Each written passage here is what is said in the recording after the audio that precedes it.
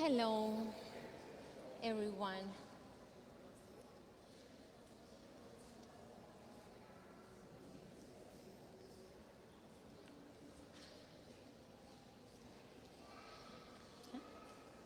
Oh, hello, everyone again. First of all, I would like to thank Tania Bruguera and INSTAR for being here in this documenta. Yes? To speak louder? Okay, I will. I was trying to behave and control my Cuban accent. So let me try to do my best.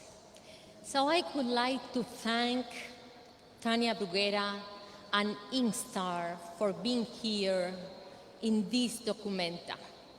This documenta, which is a challenge for the left's thought to the future. I would like also to thank the Museum of Contemporary Art of Monterrey, which has supported my presence in this event. I would like to thank again to all of you for this opportunity of dialogue with you, certainly to you all for being here today. I will introduce myself first. I'm Taiyana Pimentel, originally born and grew up in Havana, Cuba, but I developed a career as a curator and art director of museums in Mexico. First in Mexico City, then in Monterrey in the north, close to the border. We are going to speak today about art history, about representation, and about action in art.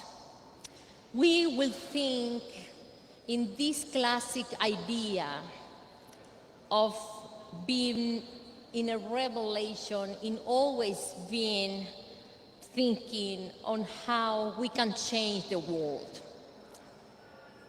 So let's begin. First, it occurred through representation. Later, it was interacting inside and outside the institution. In recent times, artistic practices have become immersed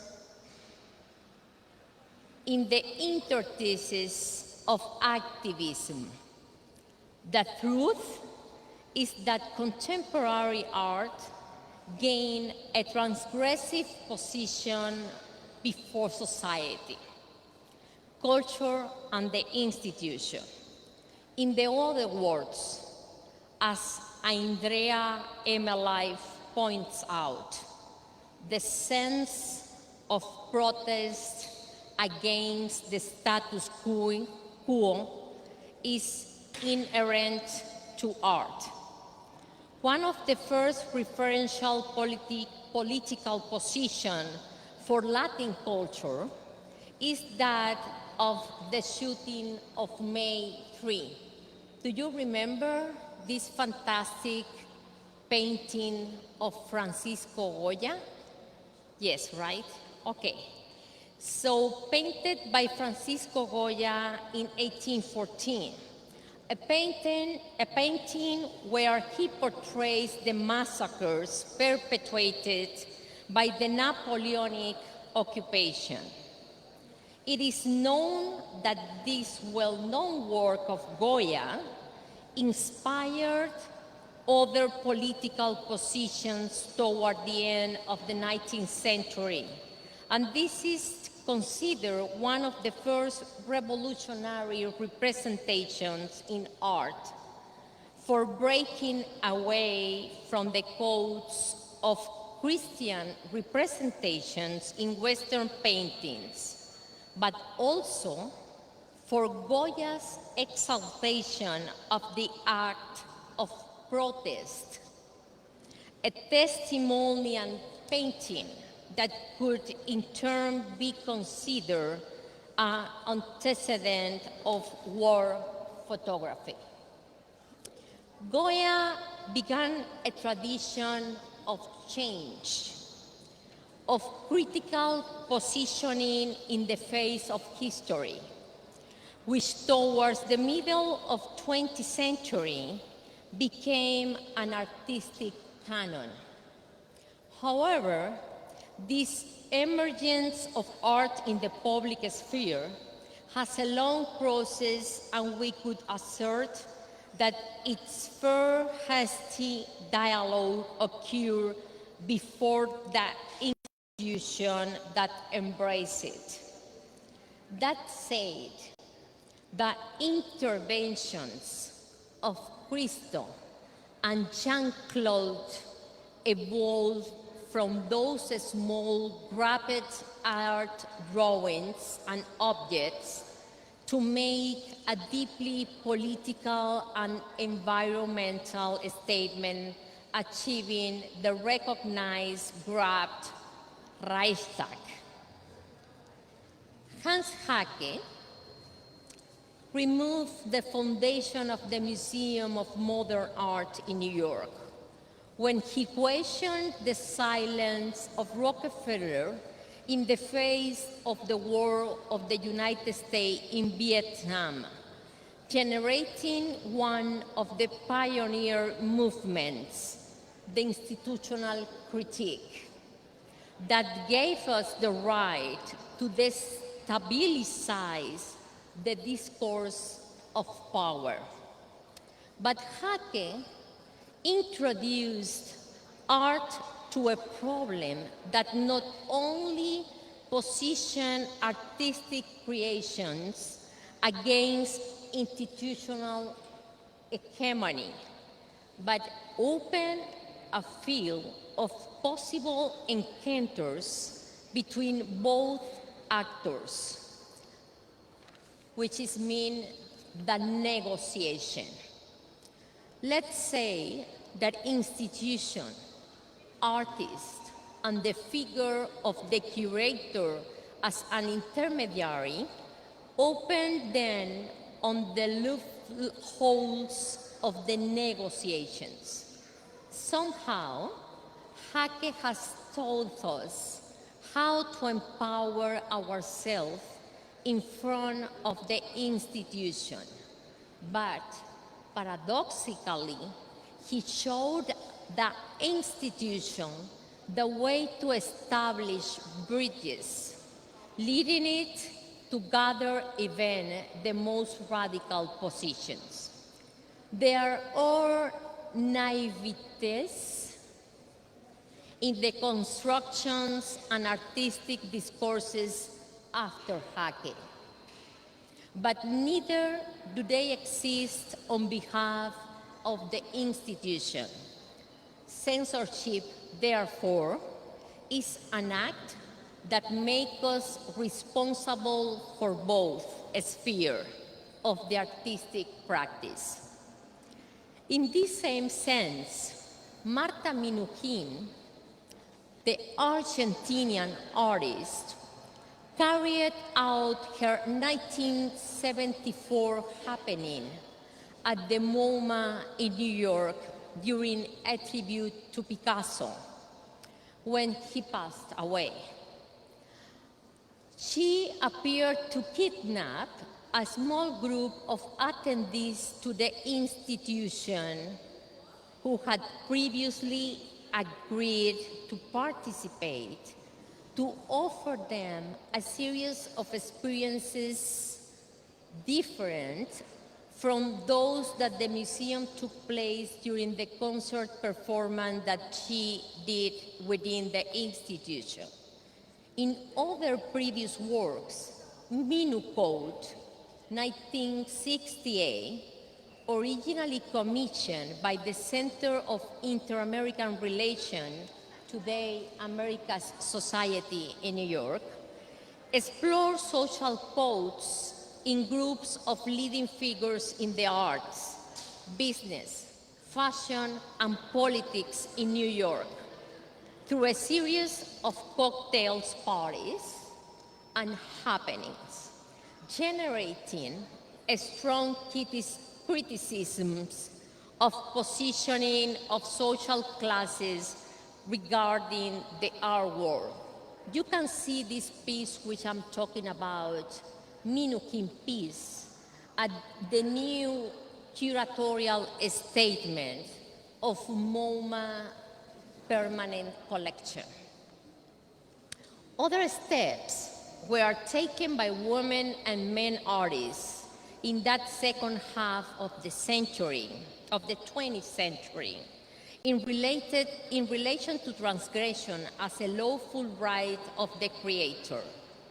In this striving and militant recovery of feminism, thought and construction of art, we know that artists such as Carol Schneemann, Anna Mendieta, and Martha Rosler used their own bodies to position gender confrontations as artistic political acts in themselves. Gestures that today highlight the official construction of the history of art. The same thing happened with the activist movement against the homophobic policies of the United States government during the peak years of the battle against AIDS. Felis Gonzalez Torres, the well-known Cuban-American post-conceptual artist, was part of the material group who adhered to its collaborationist and activist strategies, which can be appreciated in an important part of his work. The Western historical reading that associates Felix with the minimal and conceptualist movements generally ignore the political act that existed behind each of its agglomeration or the piles of candy, poster, or any other objects.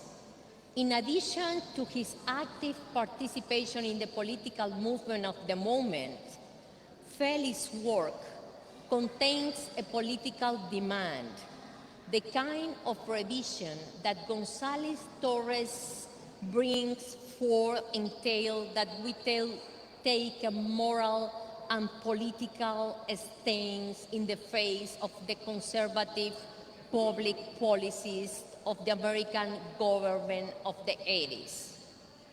Other transgressive positions were those built by the group of artists from the south of the Latin American continent during the military dictatorships that took place between the mid-60s and the 80s of the 20th century.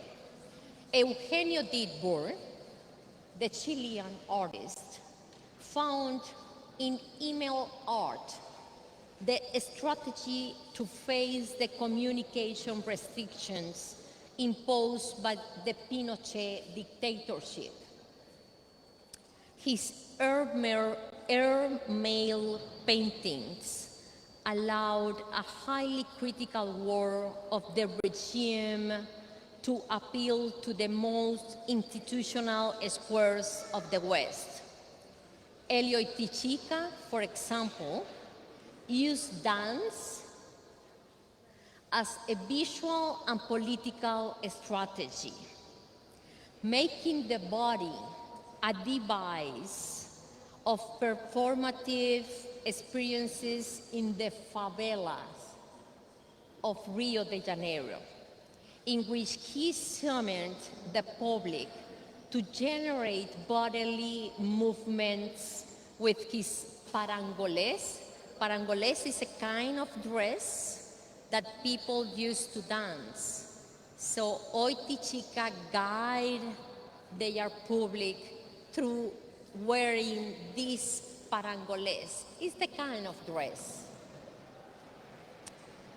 And in other Oitichica strategies, he moved again towards the public space through his, I will say in Spanish, because in Portuguese it's penetrables, pero yo no sé Portugués. So, penetrables, who submit he achieved in the well-known Cosmococas, the series of penetrables executed with Nabil de Almeida.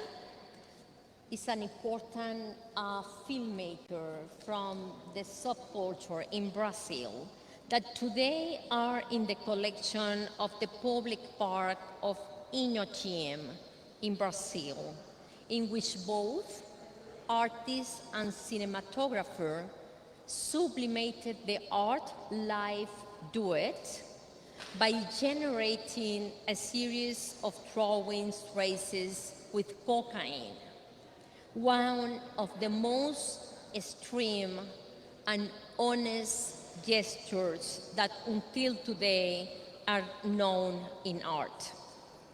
For his part, Sildo Mireles, another Brazilian fantastic artist, carried out between 1970 and 1976 his well-known countercultural project, Intersections into Ideological Circuits, that define a strong political stance against the dictatorship in Brazil. Well known are his interventions in the symbolic bottle of Coca-Cola, in the bank checks, and in the cruzeiros, the official currency of Brazil. Each of them containers of political messages that symbolically destabilize the information system of the military government. These provocative ideological systems generated by Mireles in the middle of the last century are today part of the art history, definitely institutionalized.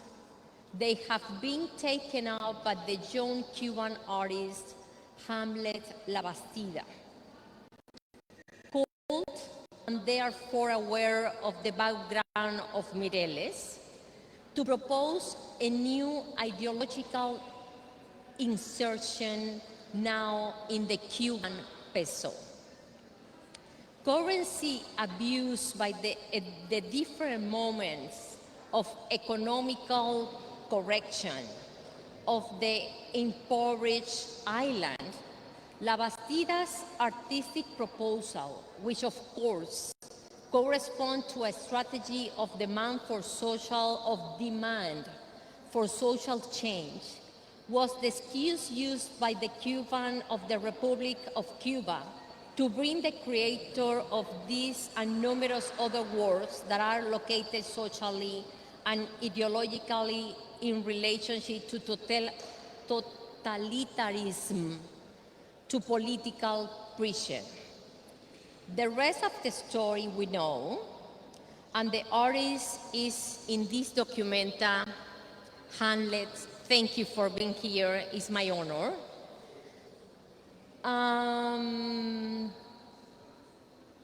Bring to creator of these and numerous other works that are located socially and ideologically in relation to totalitarianism, to political prison, sorry. The rest of the history we know, and the artist is in documenta to enunciate his practice. However, few know that Labastida has been expelled from Cuba.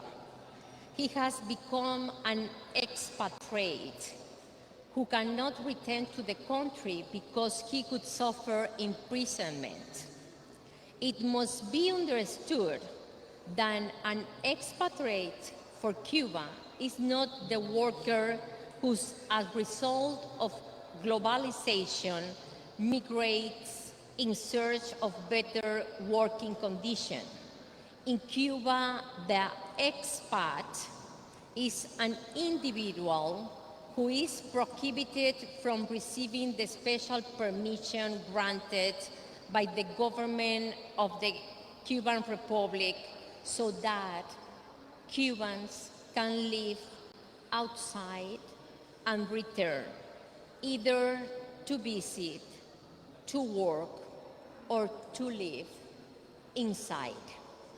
In Cuba, we have no rights. Cuban citizens to demand, neither as creator nor as civil society.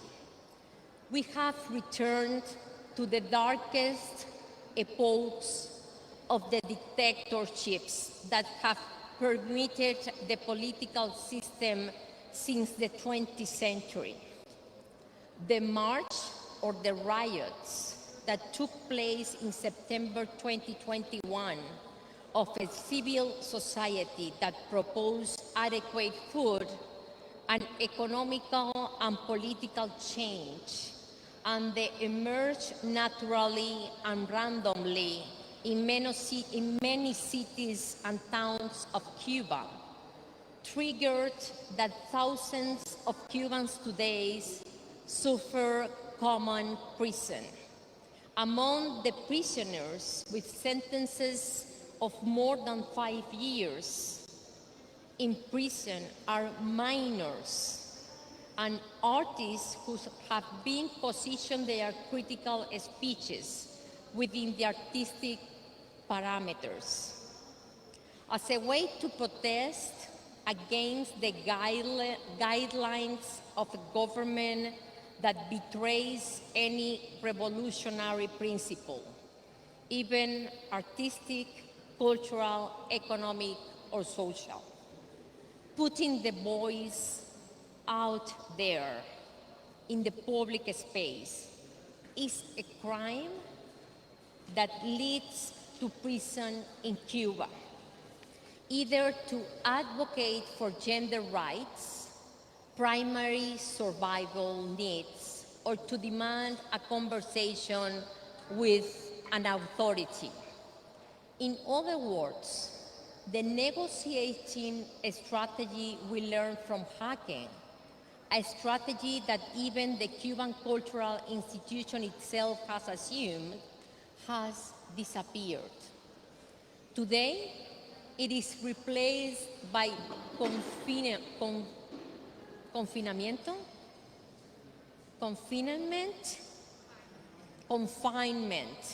and the lack of the creative rights. For this reason, the artists Luis Manuel Otero Alcántara and Michael Osorbo, among others, are in prison awaiting sentences of between 7 and 10 years. Like any other modern society, Cuba has been a field of cultural and ideological confrontations.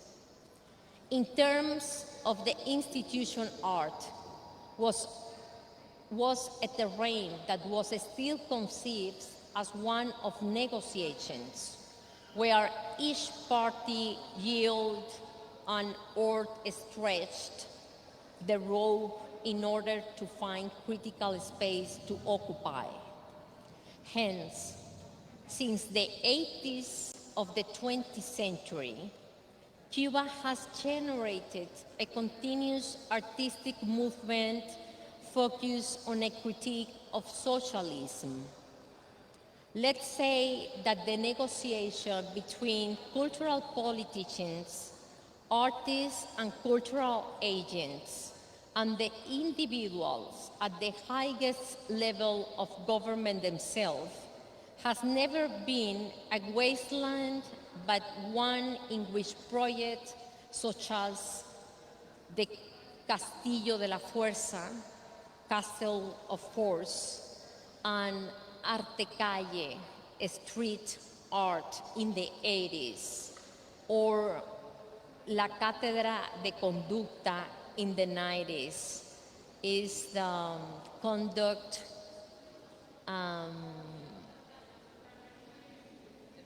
Tania, how do you call that in English? Cátedra de conducta. Behavior art in the 90s. The 00 biennial of Havana in the last 15 years. Nor can we sublimate. They are moments of freedom where a lot was demanded from all parties involved in order to activate artists and intellectuals.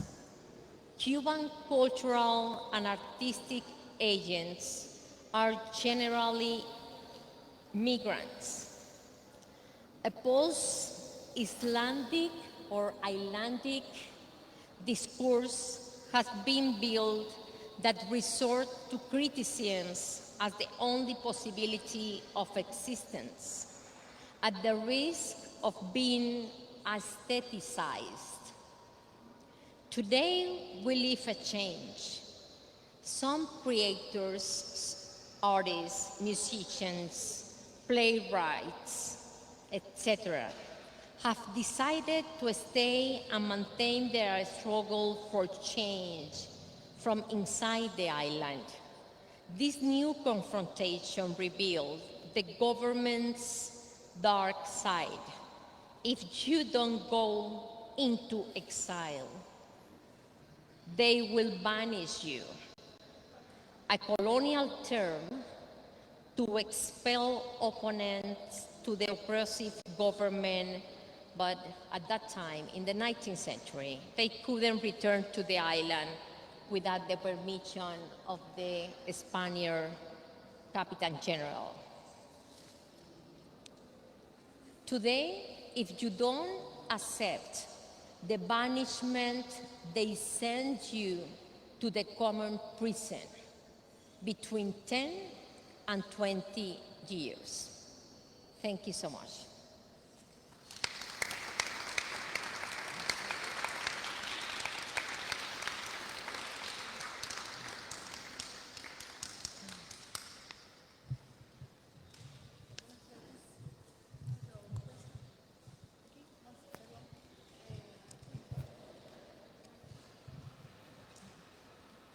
Hello. Do you expect to go back to Cuba to visit your family? No, in 2 years. No, in 2 years. So we will say later what happened. But, you know, which is important is not me. I decided to come to here, speak about Cuban for the first time in my entire career, because a group of artists and cultural agents has encouraged me to do it.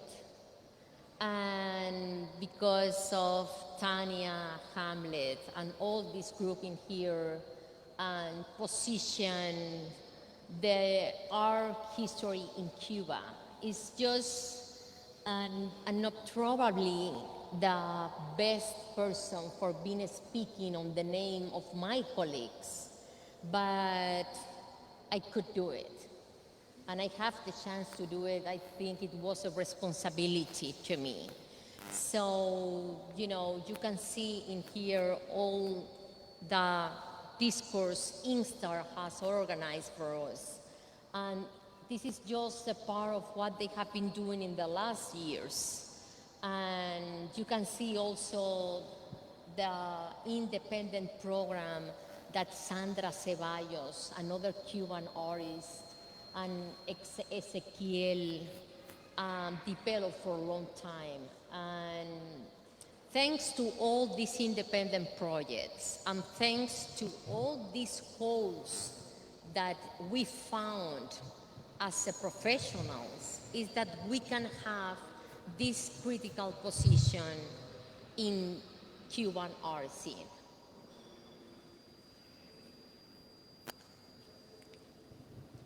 Hello, Taiyana, and Hi. we have to hug later, but anyway. I want to make you a concrete question because this is one of the things that I'm examining in my mind all the time. And maybe without doing so much story, because it's complicated, the situation of art scene in Cuba since the last, I don't know, since the first Havana Biennial, since what happened with the Volumen Uno, because you were telling somehow the story of Latin American art involved in this question of criticism, of institutional critique. So my question is the following: did you think that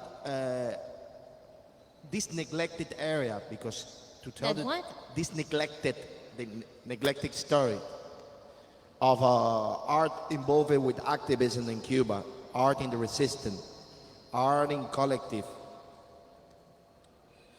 did you think that what is happening in the last 2 or 3 years with the Movimiento de San Isidro, with 27N, with INSTAR itself, with how art was involved in the really involved, in 100% in public denunciation and claiming for their rights, and now the inclusion of such a project in the Documenta 15. Do you think that this is basically something that cannot go backward? Because sometimes the Cuban government said that there is not. So my question is, do you think that this is basically a moment when we can start to focus more in this kind of art? Because the Cuban government always is insisting that this is not the thing. Even art market think that is not necessary, think that this art is like a... So to the audience understand, there are many ways to understand Cuban art, and sometimes there are positions that are not so close to accept this identity of institutional critique, political critique, cultural critique. So as in other ways, even art market can understand, or even art fairs, or even biennials can understand that is the Russian art, the artists that were, like from Voina and all those groups. So I think my question is: do you think that now we're going to see they're going to understand that is another narrative in the Cuban art, especially more involved with that? It's complicated, the question, but because I seen that my situation is that I seen that now they're approximated to those dark holes, those dark areas. Of course, that this is bringing many people that there were many years down in that dark areas, like Espacio Aglutinador and Sandra Ceballos. So it's the first time that in a huge event with the concept of INSTAR is taking that in the international arena. It's very relevant, but it's, at the same time, for many people, it's absolutely new. For us, it's well known, but my question is that there is a change in the narrative to how to see the Cuban art. This is my question. It's complicated. I think it have to be started to talk about the future about that. I think that you could probably answer yourself better than me. But I will behave and try to make an argument about this. So, let me see. There is many differences, of course, in the history I made about Cuban art, from the 80s to the art which is happening right now. I think that when I was your age, the 80s and 90s, we have an art scene. But I think that what is happening now is that you have a social,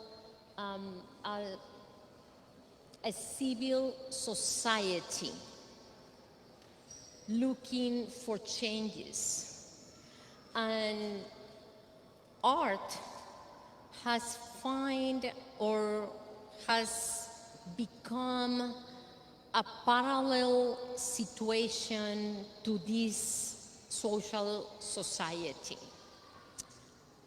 I mean, if you are looking from outside, as it is my position nowadays, I can see a social, a civil society fighting for their rights.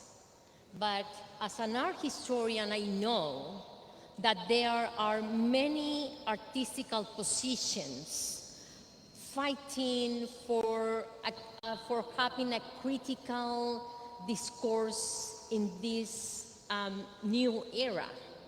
Definitely it's different. You have encouraged to do this inside Cuba. You know, and when I was young, we tried to do it. It was critical, but we went on exile immediately next day. But don't behave naively. The art market will consume the entire movement from the beginning to today. And this is good. I have nothing against the market. I think that even the market construct collections, history, they make books, they preserve archives, as we have heard in the last time with important Cuban archives. So with this new, which to me is totally different, is the position of the government. Is the government putting people in jail? I remember, or I've heard many stories from the 60s that many artists were not on jail, but on concentration camps for homosexuals. But you know, supposedly they were regenerating themselves for being the new men. But today they are sharing the common jail. They have this stigma only for the government because all the civil society is behaving with our colleagues. So, which is very weird, is to find the Cuban government putting minor people. Do you understand that part that I explained? They are minor. They are probably 16 or 17 on jail as any person. That's never happened before for political causes. They usually took their parents to jail, but keep the kids in houses, in their houses. But this is something that is talking about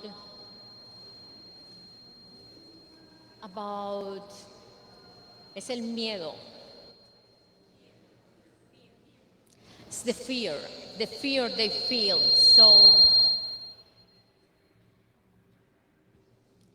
So we are in a battlefield, basically. I don't know what will happen with your colleagues, you know, and probably we will need to expect for some important politicians to go to Cuba and negotiate their scarcelation. But I don't think that it will be easy at this moment. So where are you from? You all, this young public I can see in here. You are from Frankfurt? Wow. Wow, so you are perfectly a Spanish speaker. Good, very good. Okay. Are you all students? No? Artists? Yes?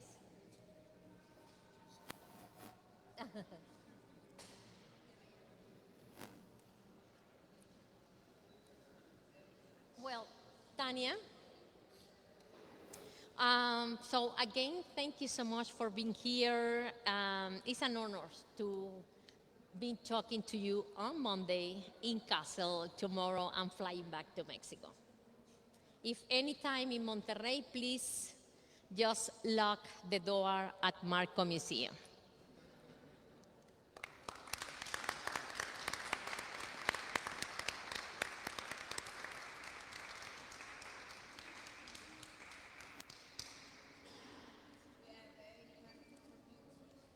Thank you.